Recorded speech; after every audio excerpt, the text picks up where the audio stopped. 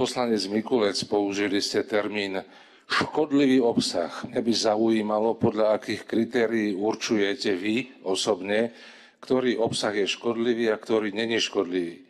Podľa mňa najškodlivejší obsah bola stránka hoaxy a podvody slovenskej polície, kde ste z policajta Puchovského urobili vrchného kádrováka, chlapec, ktorý nevie, o čom je život a totálne vlastne cez neho sa politizovala polícia. Takže ja by som bol v takýchto vyjadriach veľmi opatrný. Máme ústavu, máme slobodu slova, slobodu vyjadrovania, takže žiadne škodlivé weby alebo dezinformačné záležitosti neexistujú. To by sa skôr dalo povedať na vás.